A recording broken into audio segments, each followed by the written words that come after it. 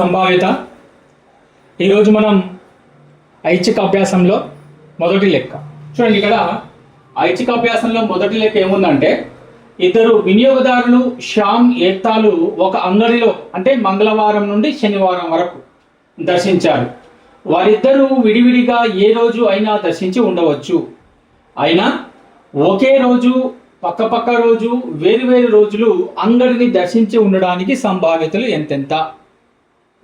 So ఇక్కడ మనం సంభావ్యత కనుక్కోవాలంటే ఎప్పుడైనా మనం చేసేది ఏంటిది, మొత్తం పర్యవసానాలు ఎన్నో లెక్క కట్టాలి. ఓకే, ఆ తర్వాత మనకు కావాల్సిన లెక్క రావాలంటే అనుకూల పర్యవసానాలు కూడా కావాలి. అనుకూల పర్యవసానాలు, మొత్తం పర్యవసానాలు, ఈ రెండు మనం చేసుకున్నట్టయితే మనం అడిగిన ప్రశ్నకు సంభావ్యత మనం కనుక్కోవచ్చు. సో ఇప్పుడు మనం చేయాల్సింది ఏంటిది, మొత్తం పర్యవసానాల సంఖ్య. సో ఎప్పుడైనా గుర్తుపెట్టుకోండి, సంభావ్యత అంటే మొత్తం పర్యవసానాలు ఎన్నో ఫస్ట్ చూడాలి, ఆ తర్వాత దానికి అనుకూలమైనటువంటి పర్యవసానాల సంఖ్య ఎంత. ఈ రెండు వస్తే మనకేమొస్తుంది, మనకు సంభావ్యత తెలుసుకోవడం వస్తుంది. ఓకేనా, ఇప్పుడు మనం చేద్దాం. చూడండి, ఇక్కడ ఇద్దరు వినియోగదారులు అంట, ఒకరు శ్యామ్ ఇంకొకరు ఏక్తా. ఇద్దరు ఒక అంగడి అంటే ఏం లేదు, సంత, మార్కెట్కి వెళ్ళారు. సో ఆ వీక్ డేస్లో మనకు ఒక కండిషన్ ఉంది. ఏంటిది అది, మంగళవారం నుండి శనివారం వరకే. మంగళవారం నుండి శనివారం వరకే. ఓకేనా, వాళ్ళు వెళ్ళేది ఎప్పుడు, మంగళవారం నుంచి శనివారం వరకే వాళ్ళు వెళ్తారు. సో ఇక్కడ వెళ్ళినప్పుడు మనం ఏ విధంగా రాసుకోవచ్చు చూడండి. ఇక్కడ నేను రాస్తున్నా, ఇది మంగళవారం. మంగళవారం రోజు శ్యామ్ వెళ్ళింది అనుకుందాం, ఎక్కడికి, మార్కెట్, అంగడికి. సో ఏక్తా ఏ రోజు రావచ్చు, మనకు అవకాశాలు ఎన్ని ఉన్నాయి చూడండి. మంగళవారం నుంచి శనివారం వరకు అవకాశాలు ఉన్నాయి. సో అది రాస్తాం, మంగళ, బుధ, గురు, శుక్ర, శని. సో ఈరోజు అర్థం చేసుకోండి, మంగళవారం రోజు శ్యామ్ మార్కెట్కు వెళ్తే ఏక్తా అదే మార్కెట్కు మంగళవారం వెళ్ళొచ్చు, బుధవారం వెళ్ళొచ్చు, గురువారం వెళ్ళొచ్చు, శుక్రవారం వెళ్ళొచ్చు, శనివారం వెళ్ళొచ్చు. ఇన్ని అవకాశాలు ఉన్నాయి. సో ఈ విధంగా ఒకటి రాసుకున్నట్టయితే మనం అడిగిన ప్రశ్నకు సమాధానం రాసుకోవచ్చు. ఓకేనా, మరి ఇక్కడ శ్యామ్ మంగళవారం ఒక్కరోజు మాత్రం వెళ్ళిందా, లేదు, మంగళవారం నుంచి తాను కూడా శనివారం వరకు వెళ్ళింది. కాబట్టి మనం మంగళవారం నుంచి శనివారం వరకు రాసుకోవాలి. ఓకేనా, ఒకటి అయిపోయింది. నెక్స్ట్ మంగళ అయిపోయినాక బుధ రాద్దాం.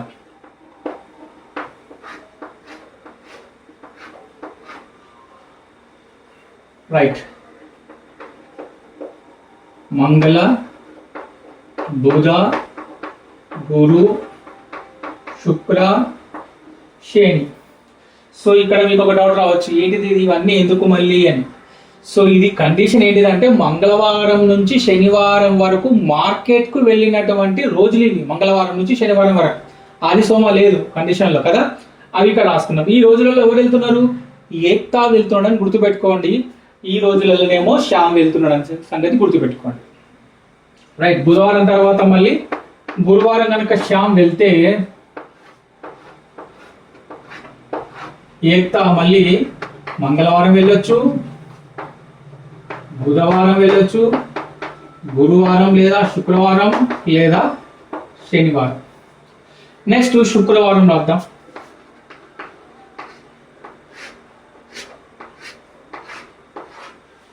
రైట్,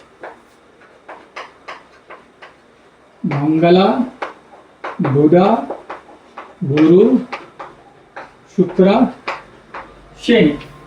ఇంకా ఒక రోజు ఉంది, మంగళ, బుధ, గురు, శుక్ర అయింది కదా, శనివారం కూడా ఉంది కాబట్టి శని రాద్దాం ఇక్కడ. రైట్, మంగళ, బుధ, గురు, శుక్ర, శని.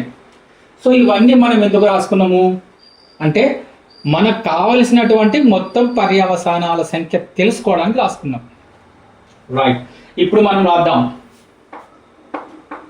పై దత్తాంశం నుండి.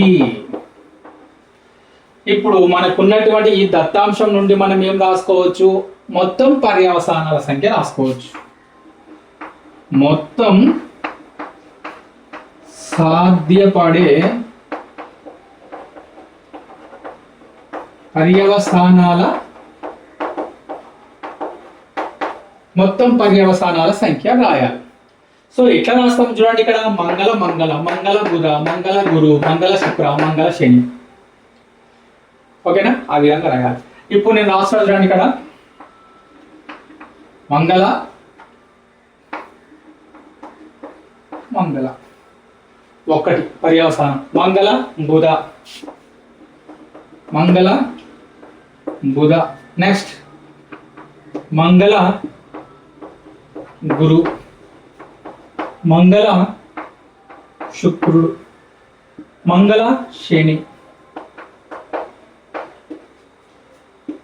పర్యవసానాలు ఎన్ని వచ్చినాయి ఇక్కడ? 5. అంటే ఒక దాని నుంచి మనకు 5 పర్యవసానాలు వచ్చినాయి. మొత్తం ఎన్ని ఉన్నాయి ఇక్కడ? 5 ఉన్నాయి. 5 5 5 5, ఇది ఒక 5, 5 5 25 అన్నమాట. ఏంటిది? మొత్తం సాధ్యపడే పర్యవసానాల సంఖ్య. ఓకేనా? ఈ విధంగా అన్ని కూడా మనం రాసుకోవచ్చు. రాస్తా చూడండి. మంగళవారం అయిపోయింది కదా. నెక్స్ట్ బుధవారం రాద్దాం. బుధ మంగళ, బుధ బుధ, బుధ గురు, బుధ శుక్రుడు, గురు శని. గురుడు అయిపోయినాక గురుడు, గురుడు మంగళుడు, గురుడు బుధుడు, గురుడు గురుడు, గురుడు శుక్రుడు, గురుడు శని. ఓకే, గురువారం కూడా అయిపోయింది. నెక్స్ట్ శుక్రవారం. శుక్ర మంగళ, శుక్ర బుధ, శుక్ర గురు, శుక్ర శుక్ర శుక్ర శని. ఇప్పుడు లాస్ట్ శని. శని మంగళ, శని బుధ, శని గురు, శని శుక్ర, శని శని. ఇవి మనకు కావలసినటువంటి మొత్తం పర్యవసానాలు, మొత్తం సాధ్యపడే పర్యవసానాలు ఇవే. లెక్క పెట్టడం ఎన్ని ఉన్నాయో 1 2 3 4 5, ఇట్లా 1 2 3 4 5, 5 5 25. మొత్తం పర్యవసానాల సంఖ్య 25. అవి ఇక్కడ రాస్తున్నా. ఓకే, 5 × 5 = 25. మొత్తం సాధ్యపడే పర్యవసానాల సంఖ్య 25. ఇప్పుడు మనం లెక్కలోకి వస్తే ఫస్ట్ లెక్క ఏం అడిగిండు? ఒకే రోజు వాళ్ళిద్దరూ మార్కెట్కు వెళ్ళేటువంటి సంభావ్యత ఎంత? ఒకే రోజు అంటే మంగళ మంగళ. చూడండి, ఇక్కడ అండర్లైన్ చేస్తున్నా. మంగళ మంగళ, ఇంకెక్కడ లేదు, మళ్ళీ ఒకే రోజు. బుధ బుధ, నెక్స్ట్ గురు గురు, శుక్ర శుక్ర, శని శని. మొత్తం ఎన్ని రోజులు వచ్చింది? 5 రోజులు. మొత్తం పర్యవసానాలు ఎన్ని? 25. సో మనం ఫస్ట్ లెక్క చేద్దాం. ఇక్కడ ఒకే రోజు వాళ్ళిద్దరూ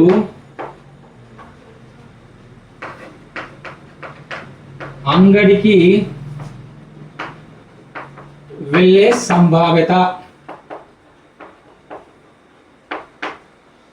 అనుకూల పర్యవసానాల సంఖ్య బై మొత్తం పర్యవసానాల సంఖ్య. అనుకూల పర్యవసానాల సంఖ్య బై మొత్తం పర్యవసానాల సంఖ్య. ఇప్పుడు చెప్పండి, అనుకూల పర్యవసానాలు ఎన్ని? ఒకే రోజు వాళ్ళు వెళ్ళేటువంటి సందర్భాలు, అవకాశాలు ఎన్ని? 5. సో ఇక్కడ 5 రాయాలి. బై మొత్తం పర్యవసానాల సంఖ్య ఎంత అంటే 25 కదా. ఆ 25 ఇక్కడ రాస్తున్నాం. కొట్టేద్దాం. 5 ఎక్కం 5 5ల అంటే 1/5 వచ్చిందా? ఇది ఏంటిది? అది సంభావ్యత. అంటే శ్యామ్ అండ్ ఏక్తా వీళ్ళిద్దరు కూడా ఒకే రోజు అంగడికి వెళ్ళడానికి గల సంభావ్యత ఎంత అంటే 1/5. దీన్ని మనం దశాంశ రూపంలో కూడా రాసుకోవచ్చు. చాలు ఇంతవరకు. నెక్స్ట్ రెండోది తీసుకుందాం. పక్క పక్క రోజు. ఓకే, పక్క పక్క రోజు అన్నప్పుడు ఎట్లా చేయాలి, ఇది దుడిపేస్తా.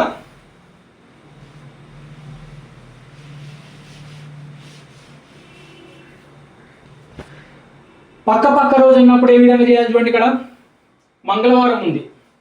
సో ఈ మంగళవారానికి పక్క రోజు ఏది, బుధవారం.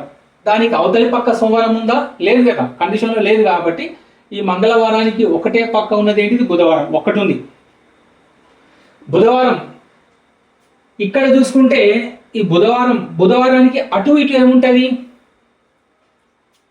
మంగళవారం ఉంటుంది, గురువారం ఉంటుంది. ప్రశ్న మళ్ళీ ఒక్కసారి అర్థం చేసుకోండి. పక్క పక్క రోజు శ్యామ్ ఒకవేళ మంగళవారం పోతే ఏక్తా ఎప్పుడు పోతాడు, ఈ మంగళవారానికి ముందు రోజు కానీ తర్వాత రోజు కానీ వెళ్ళేటువంటి సంభావ్యత. అర్థమైందా? సో మంగళవారం అన్నప్పుడు మంగళవారానికి ముందే ఉంటుంది సోమవారం, కానీ మన కండిషన్లో సోమవారం లేదు కాబట్టి ఏముంటుంది మరి, బుధవారం ఉంది. సో ఒక్క అవకాశం. బుధవారానికి అటు ఇటు ఏముంటుంది, మంగళవారం ఉంటుంది, గురువారం ఉంటుంది. ఎన్ని అవకాశాలు ఇక్కడ, 2. గురువారం దీనికి ఎన్ని అవకాశాలు, 2. శుక్రవారం ఎన్ని అవకాశాలు, 2. శనివారం ఎన్ని అవకాశాలు, 1 ఉంది. శుక్రవారం దాని తర్వాత లేదు. సో ఫస్ట్ది మరి లాస్ట్ది అంటే మొదటిది చివరికి మాత్రం ఒక్కొక్క అవకాశం ఉంది. మిగిలిన మధ్యలో ఉన్నటువంటి 3కి 2 అవకాశాలు ఉన్నాయి.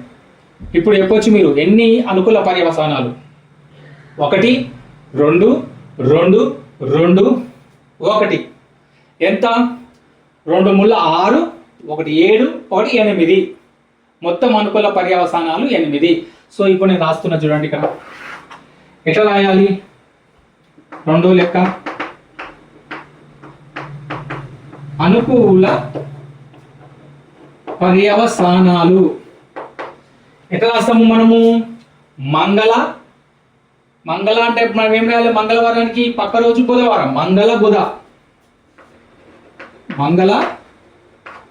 బుధ ఒకటే వచ్చింది. బుధవారానికి ఏముంటుంది, మంగళ గురు.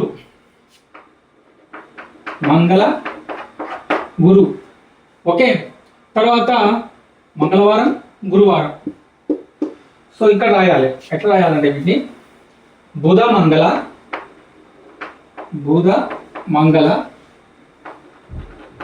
బుధ నెక్స్ట్ గురుడు. ఓకే, దీనికి 2 వచ్చేసింది. దీనికి గురువారం అన్నప్పుడు బుధ శుక్ర ఈ 2 రాయాలి మనం, బుధుడు గురువు శుక్రుడు. ఓకే, శుక్రుడు అన్నప్పుడు ఏం చేస్తాం, ఇక్కడ శుక్రవారం అన్నప్పుడు ఈ 2 తీసుకోవాలి అటు ఇటు, అంటే శుక్ర గురు, శుక్ర శని. ఓకే, లాస్ట్ శని అన్నప్పుడు ఏం చేస్తాం, ఒకటే ఉంది, శని శుక్ర మాత్రమే తీసుకోవాలి. లెక్క పెట్టండి ఎన్ని, మంగళ 1, ఇది 2, ఇది 3, 4, 5, 6, 7, 8. మొత్తం ఎన్ని అంటే 8 ఉన్నాయి. సో ఇక్కడ మనం రాస్తున్నాం సంభావ్యత. 2వ లెక్కకు సంభావ్యత ఏంటిదంటే 8 బై మొత్తం పర్యవసానాలు వచ్చేసి 25. కొట్టేద్దాం, ఎంతలో పోతుంది ఇది, 8/25 అంటే 1 2 3 4 5 6 7 8, 8/25 చాలు. 8/25 అనేటువంటిది మనం దశాంశ రూపంలో కూడా వేసుకోవచ్చు. ఫర్ ఎగ్జాంపుల్ ఇక్కడ రాసుకొని చూడండి, ఇక్కడ 25 ఇక్కడ 8 ఇక్కడ. సో 25 0 0 8 వచ్చింది, పాయింట్ పెడితే 0, 25 ముళ్ళ 75, మళ్ళీ 5 వచ్చింది, పాయింట్ ఉంది కాబట్టి 0, 25 2 50, 0.32. సో మనకు వచ్చినటువంటిది ఎంత సంభావ్యత, 0.32. ఇది 2వ లెక్కకు ఉన్నటువంటి సంభావ్యత. ఓకే, నెక్స్ట్ ఇప్పుడు వేరు రోజుల్లో అంగడిని సందర్శించడానికి గల సంభావ్యత తెలుసుకుందాం. ఓకే రైట్, ఇది దూడిపేస్తున్నా.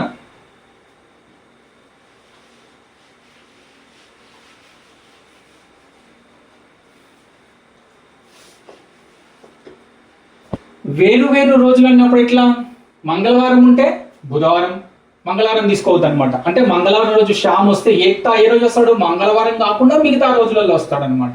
సో ఎన్ని అవకాశాలు? 4 అవకాశాలు. మంగళ బుధ, మంగళ గురు, మంగళ శుక్ర, మంగళ శని.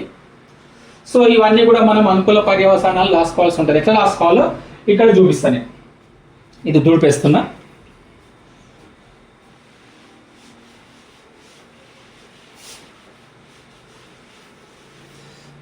మూడో లెక్కకు అనుకూల పర్యవసానాలు రాద్దాం. అనుకూల పర్యవసానాలు ఎట్లా రాయాలి? వేరు వేరు రోజులు అన్నాడు కాబట్టి మంగళవారం తీసుకున్నప్పుడు ఎక్కువ ఏ రోజు వస్తాడు? మంగళవారం రోజు రాకుండా మిగతా రోజుల్లో వచ్చే అవకాశాలు ఉంటాయి. మంగళ బుధ, మంగళ గురు, మంగళ శుక్ర, మంగళ శని, ఈ విధంగా అన్నిటికీ రాయాలి. మంగళ బుధ, మంగళ గురు, మంగళ శుక్ర, మంగళ శని. నెక్స్ట్ బుధ. బుధవారం అన్నప్పుడు బుధవారం మొదలుపెట్టాలి. మంగళవారం అన్నప్పుడు మంగళవారం మొదలుపెట్టి రాయాలి. ఓకే, బుధ మంగళ, బుధ గురు, బుధ శుక్ర, బుధ శని. మొత్తం 4 వస్తున్నాయి. నెక్స్ట్ గురువారం అన్నప్పుడు గురువారం మొదలుపెట్టి ఇద్దరు ఒకే రోజు కాదు కదా, వేరే వేరే రోజులు కాబట్టి ఎన్ని అవకాశాలు? 4 అవకాశాలు. గురు మంగళ,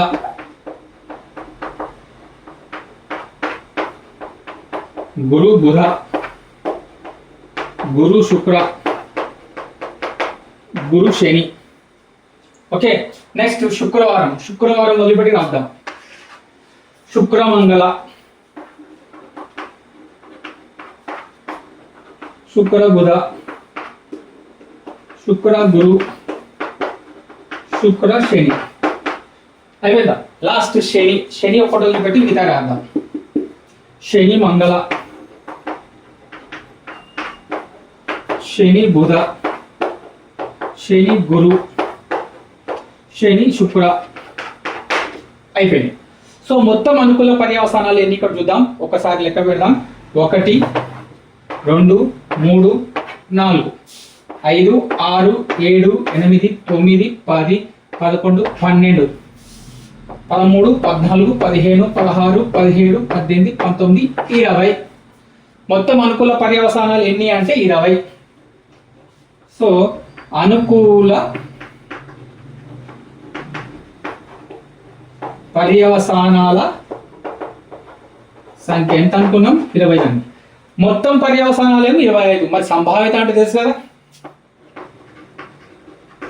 మూడో లెక్కకు సంభావ్యత ఏంటిదంటే అనుకూల పర్యవసానాల సంఖ్య బై మొత్తం పర్యవసానాల సంఖ్య. చెప్పుకోండి ఇప్పుడు. అనుకూల పర్యవసానాలు ఎన్ని? 20. ఓకే, మొత్తం పర్యవసానాలు ఎన్ని? 25. 2 ఒకే ఎక్కంలో పోతే కొట్టేయచ్చు. ఓకే, 5 4 20, 5 5 25 అంటే 4/5. భిన్నంలో ఉంచవచ్చు మనం, లేదా దాన్ని మనం దశాంశ రూపంలో కూడా చేసుకోవచ్చు అని చెప్పినా కదా. చేద్దాం. 5 ఇక్కడ, 4 ఇక్కడ, 5 0 0 పాయింట్ పెడితే 0 5 8 ఎంత వచ్చింది? 0.8. సో 0.8 అనేటువంటిది సంభావ్యత. ఓకేనా? రైట్. ఈ విధంగా మిగతా 3 లెక్కలు కూడా ఉన్నాయి, అవి చేద్దాం. రెండో లెక్క. ఒక సంచిలో 5 ఎరుపు బంతులు, కొన్ని నీలం బంతులు కలవు. యాదృచ్ఛికంగా నీలం బంతి తీయు సంభావ్యత ఎరుపు బంతి తీయు సంభావ్యతకు రెట్టింపు అయిన ఎన్ని నీలం బంతులు కలవు అన్నాడు. ఇక్కడ ఎరుపు బంతుల సంఖ్య ఇచ్చిండు, కానీ నీలం బంతులు ఎన్నో సంఖ్య ఇవ్వలే. సో మనం ఎట్లా రాసుకోవాలో చూద్దాం ఒకసారి.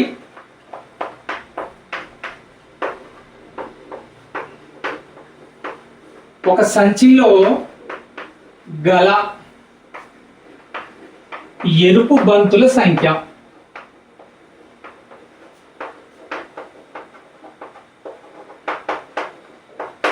5. అంతే కదా. మరి నీలం బంతుల సంఖ్య కూడా రాసుకోవాలి. అదే సంచిలో గల నీలం బంతుల సంఖ్య ఇచ్చిందా? మరి ఇవ్వలే. సో దానికి మనం ఏం రాసుకోవచ్చు, ఎక్స్ అని రాయాలి. తెలియని దాన్ని మనం ఎక్స్ వై అనుకుంటాం కదా, ఏదో ఒక చల్ల రాసి ఆ విధంగా మనం ఎక్స్ అనుకుందాం. సో ఇప్పుడు ఆ సంచిలో ఉన్నటువంటి మొత్తం బంతులు ఎన్ని అంటే ఏం చేస్తాం, అల్లే రెండు, ఒకటి ఎరుపు ఒకటి నీలం అని అనుకున్నాం కదా. సో మొత్తం బంతుల సంఖ్య ఎంత అంటే ఏం చేయాలి, ఆ రెండింటిని కూడాలి. ఆ సంచిలో గల మొత్తం బంతుల సంఖ్య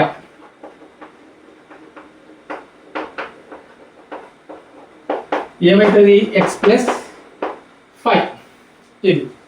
సో ఇక్కడ మొత్తం బంతుల సంఖ్య అనేటువంటిది ఏమవుతుంది మనకి, ఇక్కడ మొత్తం సాధ్యపడే పర్యవసానాల సంఖ్య. మరి ఇక్కడ అదే సంచిలో ఉన్నటువంటి ఎరుపు బంతుల సంఖ్యనేమో అనుకూల పర్యవసానాలు. దేనికి ఎరుపు బంతులకు అనుకూల పర్యవసానాలు. ఇక్కడ అదే సంచిలో గల నీలం బంతుల సంఖ్య అనేటువంటిది ఏమైతుంది మనకు, అనుకూల పర్యవసానాలు. దేనికి అనుకూల పర్యవసానాలు, నీలం బంతులకు అనుకూల పర్యవసానాలు. సో మనకు అనుకూల పర్యవసానాలు ఉన్నాయి, మొత్తం సాధ్యపడే పర్యవసానాలు కూడా ఉన్నాయి కాబట్టి సంభావ్యతను మనం లెక్కించవచ్చు. సో ఫస్ట్ మనం ఏం చేద్దామంటే ఇక్కడ ఎరుపు బంతి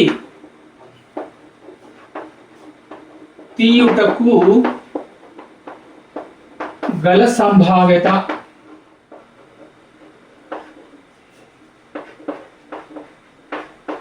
P ఆఫ్ ఆర్, ఆర్ అంటే రెడ్, ఎరుపు రంగు బంతి తీయటం గల సంభావ్యత. సో ఇక్కడ ఆర్కు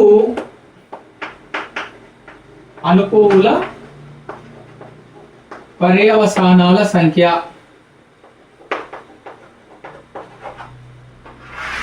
బై మొత్తం సాధ్యపడే పర్యవసానాల సంఖ్య. ఆర్కు అంటే రెడ్ కలర్ బంతులు తీయడానికి గల సంభావ్యత ఎంత అనుకున్నప్పుడు మనం ఇక్కడ ఆర్కు అనుకూల పర్యవసానాలు కావాలి. ఎన్నున్నాయి అందులో బంతులు ఎన్నున్నాయి సంచిలో, 5 మాత్రమే ఉన్నాయి, అవే అనుకూల పర్యవసానాలు. సో 5 బై మొత్తం సాధ్యపడే పర్యవసానాలు. ఎరుపు బంతులు నీలం బంతులు మొత్తం కలిసి ఎన్నున్నాయి అంటే ఎక్స్ ప్లస్ 5, అదే మొత్తం సాధ్యపడే పర్యవసానాలు ఎక్స్ ప్లస్ 5 ఒకటి వచ్చింది. ఇప్పుడు మనం ఏం చేయాలి, నీలం బంతి తీయుటకు గల సంభావ్యత. నీలం బంతి రంగు గల బంతులను తీయటం గల సంభావ్యత ఎంత అన్నప్పుడు మనకు ఒక చిన్న క్లూ ఇచ్చింది. ఏంటిది, ఎరుపు బంతి తీయుట సంభావ్యతకు రెట్టింపట. రెట్టింపట ఏం చేయాలి, 2 పెట్టి గుణించాలి. సో ఇక్కడ 2 ఇంటూ 5 బై ఎక్స్ ప్లస్ 5. ఇది దత్తాంశం నుండి, అంటే మనకు ప్రశ్నలోనే ఉంది ఇది. ఏమని, నీలం బంతి తీయుట గల సంభావ్యత ఎంత అంటే ఎరుపు రంగు బంతి యొక్క సంభావ్యత ఎంతైతే ఉందో దానికి రెట్టింపు అన్నాడు. రెట్టింపు అంటే ఏం చేయాలి, మనం 2 పెట్టి గుణించాలి. అది ఇప్పుడు చూద్దాం. నీలం బంతి తీయగల సంభావ్యత మనం ఇక్కడ రాద్దాం. నీలం బంతి ఇక్కడ ఎంత ఉన్నది, ఇక్కడ ఎక్స్, ఇవి అనుకూల పర్యవసానాలు బై మొత్తం సాధ్యపడే పర్యవసానాలు ఎన్ని, ఎక్స్ ప్లస్ 5. ఇది ఇక్కడ రాద్దాం. 2 ఇంటూ 5 10 బై ఎక్స్ ప్లస్ 5. మళ్ళీ ఒకసారి చెప్తా. నీలం బంతి తీయగల సంభావ్యత అంటే మనకు ప్రశ్నను బట్టి రాసుకోవాలి. ఏమని, ఎరుపు రంగు బంతి తీయగల సంభావ్యత ఎంతైతే ఉందో దానికి రెట్టింపు అన్నాడు. కాబట్టి 2 ఇంటూ ఎరుపు రంగు బంతి తీయగల సంభావ్యతను రాసుకుందాం. రైట్. మరి ఇప్పుడు మనం ఏం చేద్దాం, నీలం బంతి తీయగల సంభావ్యత ఎంత రాసుకుంటాం మనం. అసలు నీలం బంతి తీయటకు అనుకూల పర్యవసానాలు ఎన్నో రాయాలి. ఇది పైన అనుకూల పర్యవసానాలు ఎన్ని నీలం బంతులకు, ఎక్స్. మొత్తం పర్యవసానాలు ఎన్ని, ఆ సంచిలో ఉన్నటువంటి మొత్తం బంతుల సంఖ్య ఎక్స్ ప్లస్ 5 కింద రాసుకున్నాం. సో దీన్ని బట్టి మనకు అర్థమయ్యేది ఏంటిది, ఇది ఎక్స్ బై ఎక్స్ ప్లస్ 5 అనేటువంటిది నీలం బంతి తీయటం గల సంభావ్యత. రైట్. ఇది దీన్ని బట్టి మనం రాసుకున్నాం. ఇది దత్తాంశాన్ని బట్టి మనం ఇది రాసుకున్నాం. ఈ రెండింటిని పోల్చుకుంటే మనకు ఎక్స్ అనేటువంటిది వస్తుంది. ఎక్స్ అంటే ఏంటిది? ఇక్కడ ఆ సంచిలో ఉన్నటువంటి నీలం బంతుల సంఖ్య వస్తుంది, అది లెక్క. ఇప్పుడు చూద్దాం, ఇక్కడ x+5, ఇక్కడ x+5. సో ఇక్కడ మనం 2 క్యాన్సల్, అంతే కదా. సో ఇక్కడ ఈక్వల్ టు ఉంది, హారం 2 క్యాన్సల్ చేసుకుంటాం కదా. ఇది ఈక్వల్ అయితే లేదు, అట్లా రాకపోతే ఇది చేయండి. x ఈక్వల్ టు ఏమవుతుంది? x+5 హారం అనేటువంటిది అడ్డగుణకారం చేస్తే అంటే ఈక్వల్ దాటి అవతలికి వెళ్తే ఏమవుతుంది? లవాన్ని గుణిస్తుంది. x+5 × 10 బై x+5, అంతే కదా. ఇప్పుడు చూడండి ఏమవుతుందో, x+5 cancel, x equal to ఎంత? 10. ఇప్పుడు దీన్ని బట్టి మనం ఏం చెప్పొచ్చు అంటే ఆ సంచిలో ఉన్నటువంటి నీలం బంతుల సంఖ్య ఎంత అంటే 10. ఇది లెక్క. ఓకే, దీని తర్వాత మనం మూడో లెక్క చూద్దాం. మూడోది, ఒక పెట్టెలో 12 బంతులు కలవు. అందులో x బంతులు నల్లనివి. పెట్టె నుండి యాదృచ్ఛికంగా తీసిన బంతి నలుపుది అవ్వడానికి సంభావ్యత ఎంత? ఓకే, ఇంకా 6 నలుపు బంతులు కలిపితే అప్పుడు మొత్తం నుండి నలుపు బంతి తీయు సంభావ్యత రెట్టింపు అవుతుంది. అంటే ప్రస్తుతం ఉన్న దానికంటే రెట్టింపు అవుతుంది అని అర్థం. అయినా x విలువ ఎంత? ఇది ప్రశ్న. సో ఇప్పుడు మనం ఏం చేయాలి? ఇక్కడ ఒక పెట్టెలో ఉన్నటువంటి మొత్తం బంతుల సంఖ్య ఎంత ఉందో చూడాలి. అది ఏమవుతుంది మనకి? ఇక్కడ సాధ్యపడే మొత్తం పర్యవసానాల సంఖ్య అవుతుంది. అవి ఎంత? 12. రైట్. సో అనుకూల పర్యవసానాలు. దేనికి అనుకూల పర్యవసానాలు? చూడండి, పెట్టె నుండి యాదృచ్ఛికంగా తీసిన బంతి నలుపుది అవ్వడానికి, అర్థమైందా? యాదృచ్ఛికంగా తీసినటువంటి బంతి నలుపుది అవడానికి సంభావ్యత కనుక్కోమన్నాడు కాబట్టి దానికి మనం అనుకూల పర్యవసానాలు రాయాలి. సో అనుకూల పర్యవసానాలు ఎన్ని అంటే నలుపు బంతుల సంఖ్య ఎంత మనకు తెలియదు కాబట్టి వాటిని మనం ఏమనుకుంటాం? ఎక్స్. అవే అనుకూల పర్యవసానాలు. సో నలుపు బంతి యొక్క అనుకూల పర్యవసానాలు ఎంత అంటే ఎక్స్. ఓకే, ఇది పక్కన పెడదాం. నెక్స్ట్ ఇక్కడ ఏమన్నాడు ఇందులోనే ప్రశ్నలోనే, ఇంకా 6 నలుపు బంతులు కలిపితే, ఎప్పుడైతే మనం ఇంకా 6 నలుపు బంతులు కలుపుతున్నామో ఏమేమి మారుతుంది? అనుకూల పర్యవసానాల సంఖ్య మారుతుంది, మొత్తం సాధ్యపడే పర్యవసానాల సంఖ్య కూడా మారుతుంది. సో మొత్తం సాధ్యపడే పర్యవసానాలు చూద్దాం. ఎప్పుడైతే ఆ పెట్టెలో ఉన్నటువంటి 12 బంతులకు 6 నలుపు బంతులు కలుపుతున్నామో మొత్తం సాధ్యపడే పర్యవసానాలు ఎన్నైతే? 12 + 6 ఎంత? 18. సో ఈ 18 అనేటువంటిది ఏంటిదంటే మొత్తం సాధ్యపడే పర్యవసానాల సంఖ్య. రైట్. నెక్స్ట్ అనుకూల పర్యవసానాలు. దేనికి అనుకూల పర్యవసానాలు చూద్దాం. ఆ మొత్తం నుండి నలుపు బంతి తీయటకు సంభావ్యత, దానికి మనం అనుకూల పర్యవసానాలు రాయాలి. అనుకూల పర్యవసానాలు ఏమైతాయి అంటే ఫస్ట్ నలుపు బంతులు ఎన్ని? ఎక్స్. తర్వాత కలిపినటువంటి నల్ల బంతులు ఎన్ని? 6. సో అనుకూల పర్యవసానాలు ఎన్ని అంటే ఎక్స్కు 6 కలపాలి, x+6 అవి అనుకూల పర్యవసానాలు. సో అనుకూల పర్యవసానాలు, మొత్తం సాధ్యపడే పర్యవసానాలు. ఎప్పుడైతే ఇవి మనకు వస్తాయో మనకు తెలుసు సంభావ్యత సూత్రం ఏంటిది? అది సంభావ్యత P(E) ఏంటిది? అనుకూల పర్యవసానాల సంఖ్య బై మొత్తం సాధ్యపడే పర్యవసానాల సంఖ్య. ఈ సూత్రాన్ని ఉపయోగించి మనం చేస్తే లెక్కను సాధించవచ్చు. చూద్దాం. ఇప్పుడు ఒక పెట్టెలో 12 బంతులు కలవు. రాద్దాం. పై దత్తాంశం నుండి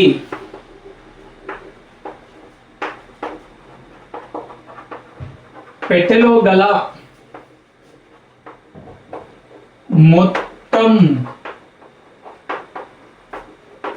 బంతుల సంఖ్య ఎంత? 12.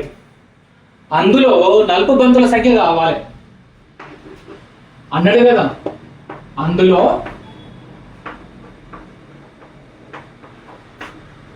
నలుపు బంతుల సంఖ్య ఎక్స్ తెలియదు కాబట్టి ఎక్స్. సో ఇప్పుడు మనకు మొత్తం బంతుల సంఖ్య వచ్చింది, అందులో ఉన్నటువంటి నలుపు బంతుల సంఖ్య కూడా వచ్చింది. సో ఇక్కడ మనం ఏం చేయాలి? పెట్టె నుండి యాదృచ్ఛికంగా తీసిన నల్ల బంతి యొక్క సంభావ్యతను కనుక్కోవాలి.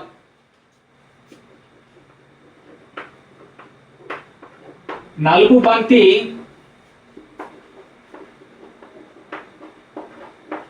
యాదృచ్ఛికంగా తీయు సంభావ్యత P of బి బ్లాక్. నలుపు బంతి తీయటకు యాదృచ్ఛికంగా నల్ల బంతి తీయటకు గల సంభావ్యత ఎంత అంటే ఇక్కడ బికు అంటే బ్లాక్ కలర్కు నలుపు రంగుకు అనుకూల పర్యవసానాల సంఖ్య బై మొత్తం సాధ్యపడే పర్యవసానాల సంఖ్య. ఇదే కదా సూత్రం, రాద్దాం. P of B is equal to Bకు అనుకూల పర్యవసానాలు, అందులో ఉన్నటువంటి మొత్తం నలుపు రంగు బంతులు ఎన్ని తెలియదు కాబట్టి x అనుకున్నాం కాబట్టి అవే అనుకూల పర్యవసానాలు. x బై సాధ్యపడే మొత్తం పర్యవసానాలు ఎన్ని మనకి ఇచ్చిండు ప్రశ్నలోనే 12 బంతులు కలవు అని, మొత్తం అవి మొత్తం పర్యవసానాలు. ఇది ఫస్ట్ వన్ వచ్చేసింది, పక్కన పెడదాం. మరి ఇక్కడ ఎప్పుడైతే ఈ ప్రస్తుతం ఉన్నటువంటి సంభావ్యత ఏదైతే ఉందో దానికి మనం ఇక్కడ ఏం చేస్తున్నామంటే ఆ పెట్టెలో ఉన్నటువంటి బంతులకు ఇంకా 6 నలుపు బంతులు కలుపుతున్నాం. ఎప్పుడైతే 6 నలుపు బంతులు కలుపుతున్నామో ఏమేమి మారుతుందని చెప్పినా అనుకూల పర్యవసానాలు మారుతాయి, తర్వాత సాధ్యపడే మొత్తం పర్యవసానాల సంఖ్య కూడా మారుతుంది. అది ఇప్పుడు రాద్దాం. పెట్టెలో ఉన్న బంతులకు 6 నలుపు బంతులు కలిపిన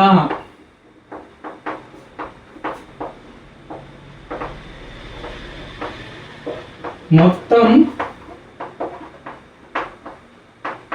సాధ్యపడే పర్యవసానాల సంఖ్య. అంతకుముందు ఎంత ఉండే 12 ఉండే కదా, ఇప్పుడు ఎప్పుడైతే 6 కలుపుతున్నామో ఏమైతుంది, 12 + 6 18. ఇది మొత్తం సాధ్యపడే పర్యవసానాల సంఖ్య, మొత్తం సాధ్యపడే పర్యవసానాల సంఖ్య. ఇది గుర్తుపెట్టుకోండి. ఇప్పుడు మళ్ళీ మనం ఏం చేస్తున్నామో ఎప్పుడైతే నల్ల బంతులు కలుపుతున్నామో అనుకూల పర్యవసానాలు రాయాలి కదా. నలుపు బంతులు కలిపిన అనంతరం తరువాత నలుపు బంతి తీయటకు సంభావ్యత.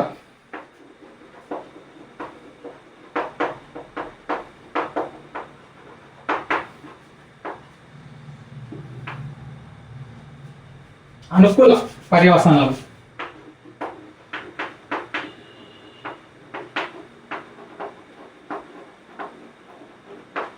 మొత్తం పర్యవసానాలు, అనుకూల పర్యవసానాలు ఇవి రాసుకున్న తర్వాత సంభావ్యత రాసుకుంటాం. సో అనుకూల పర్యవసానాలు ఎన్ని, ఇంతకుముందు x, ఎప్పుడైతే 6 కలిపినామో x + 6, రైట్, ఈ 2 వచ్చినాయి. ఇప్పుడు మళ్ళీ మనం ఏం చేయాలంటే సంభావ్యత. ఇక్కడ సంభావ్యత రాయాలంటే ఇట్లా రాయాలి చూడండి. ఇక్కడ నలుపు బంతి తీయు సంభావ్యత, ఇది రెండవ సందర్భం. ఏ సందర్భం ఇది, రెండవ సందర్భం. రెండవ సందర్భం అంటే ఏంటిదంటే ఎప్పుడైతే 6 బంతులు కలిపినామో అది రెండవ సందర్భం. 6 బంతులు కలిపిన తర్వాత నలుపు బంతి తీయటకు సంభావ్యత ఎట్లా రాయాలప్పుడు మనము బికు అనుకూల పర్యవసానాల సంఖ్య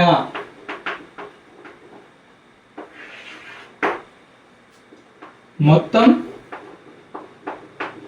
సాధ్యపడే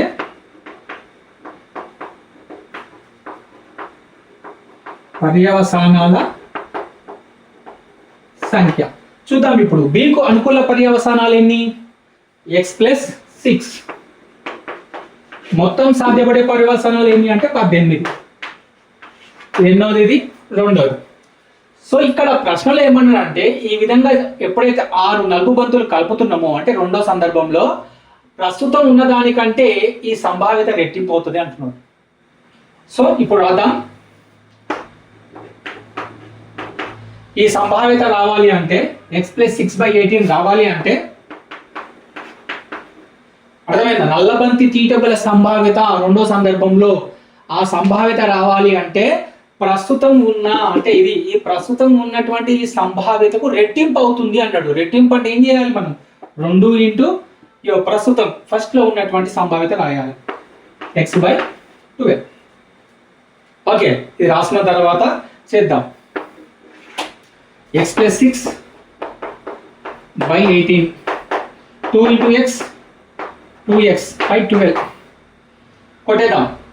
2 ఒకట్ల 2 ఆర్ల 6 ఎక్కం 6 ముళ్ళ లవం హారం కొట్టేస్తాం మనము. ఇక్కడ మధ్యలో ఈక్వల్ ఉన్నప్పుడు హారం హారం పట్టేస్తాం, లవం లవం కూడా కొట్టేస్తాం. ఓకేనా? ఇంకేం పోతుంది? ఇంకేం పోదు. So x + 6/3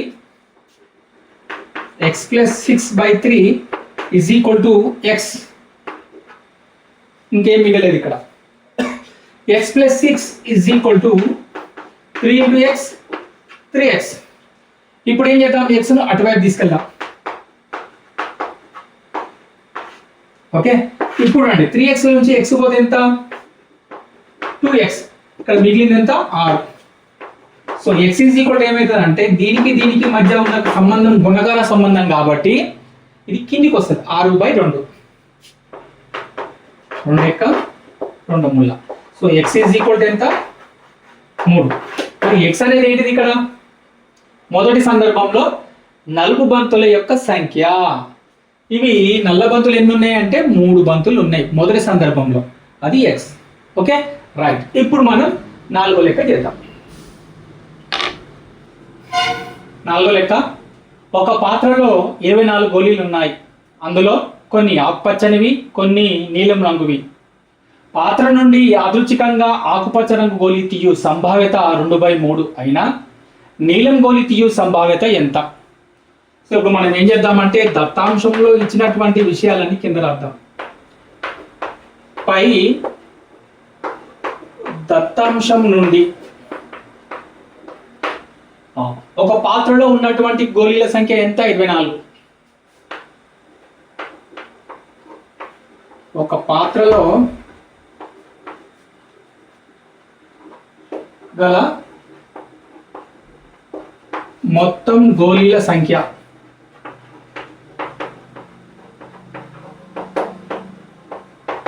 right. నెక్స్ట్, అందులో కొన్ని ఆకుపచ్చనివి. ఆ పాత్రలో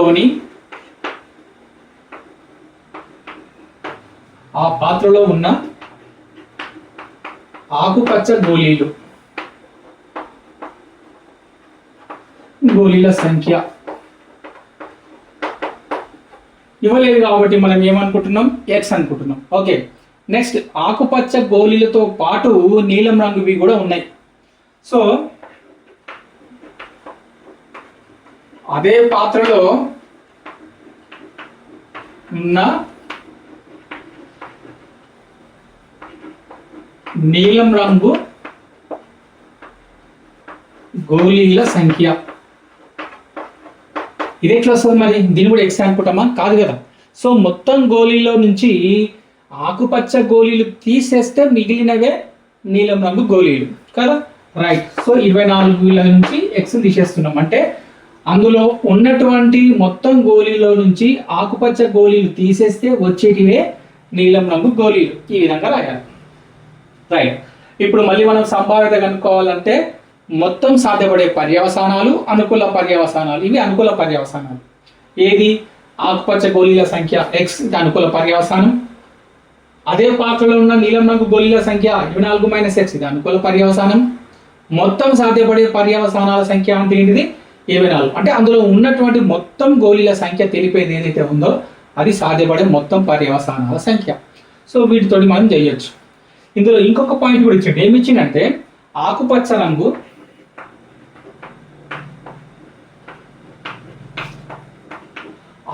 రంగు గోళీ తీయు సంభావ్యత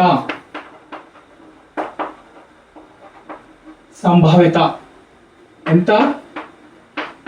2/3. ఇవన్నీ దత్తాంశంలో మనకి ఇచ్చినటువంటివి. ఓకేనా, రైట్. ఇప్పుడు మనం లెక్క చేయాలి. మరి లెక్క ఏం చేయాలి? మనం నీలం గోళీ తీయు సంభావ్యత అది రాస్తున్నా. నీలం గోళీ తీయు సంభావ్యత. సో అనుకూల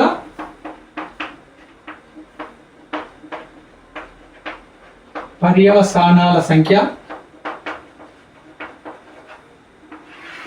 బై మొత్తం సాధ్యపడే పర్యవసానాల సంఖ్య. సో అనుకూల పర్యవసానాలు దేనికి అంటే ఇది నీలం గోళీ తీయుటకు సంభావ్యత అనమాట. ఇది కనుక్కోవాలనుకున్నప్పుడు నీలం గోళీ తీయుటకు అనుకూల పర్యవసానాలు రాయాలి. నీలం గోళీ ఎక్కడ పోయింది? ఇక్కడ 24 - x. మొత్తం సాధ్యపడే పర్యావరణ సంఖ్య ఎక్కడ ఉంది? ఇక్కడ 24. రైట్, వచ్చిందా? ఇది 1 అని పెట్టుకుందాం. ఇది కూడా రాద్దాం. ఆకుపచ్చ గోళీల సంఖ్య x అని ఇచ్చింది కాబట్టి ఇక్కడ ఆల్రెడీ మనకి ఇచ్చిన దత్తాంశంలో దాని సంభావ్యత. సో దీని నుంచి తీసుకుందాం మనం. దీని నుంచి పై దత్తాంశం నుండి ఆకుపచ్చ రంగు గోళీ తీయు సంభావ్యత అన్నాడు కదా, అది రాసుకున్నా. ఆకుపచ్చ రంగు గోళీ తీయు సంభావ్యత 2/3. మరి ఆకుపచ్చ రంగు గోళీ తీయు సంభావ్యత అన్నప్పుడు మనం ఏ విధంగా రాయాలి? అనుకూల పర్యవసానాలు బై మొత్తం పర్యవసానాలు కదా. అనుకూల పర్యవసానాలు ఏంటివి? ఆకుపచ్చ రంగుకు x, ఇది అనుకూల పర్యవసానాలు బై మొత్తం పర్యవసానాలు ఎంత? 24 ఈజ్ ఈక్వల్ ఎంత ఇచ్చింది ఇక్కడ దత్తాంశంలో? 2/3. ఇది ఆల్రెడీ మనకు ప్రశ్నలోనే ఉంది దత్తాంశాన్ని బట్టి. ఇక రాసుకోవచ్చు 2/3 ఎట్లా వచ్చింది అంటే దత్తాంశాన్ని బట్టి, దత్తాంశంలో ఇచ్చిందని అర్థం. ఇప్పుడు మనం ఏం చేయాలంటే దీన్ని కొట్టేసుకోవచ్చు. కొట్టుకుపోతే పోకుంటే ఏం చేయాలి? మనం ఈ 2 హారాలు కూడా కొట్టేసుకోవచ్చు. ఎప్పుడు ఈజ్ ఈక్వల్ ఉంటే 3 × 3 3 × 24. సో x ఈజ్ ఈక్వల్ ఏమైతే చూడండి, ఇక్కడ ఈ హారం ఈ లవాన్ని గుణిస్తుంది ఎప్పుడు మధ్య ఈజ్ ఈక్వల్ ఉన్నప్పుడు. అడ్డగుణకారం 8 × 2 = 16. సో x ఈజ్ ఈక్వల్ ఎంత మనకు? 16 వచ్చింది. x అనేది ఏంటిది అంటే ఇక్కడ ఆకుపచ్చ గోళీల సంఖ్య. ఇక్కడ రాసుకున్నాం.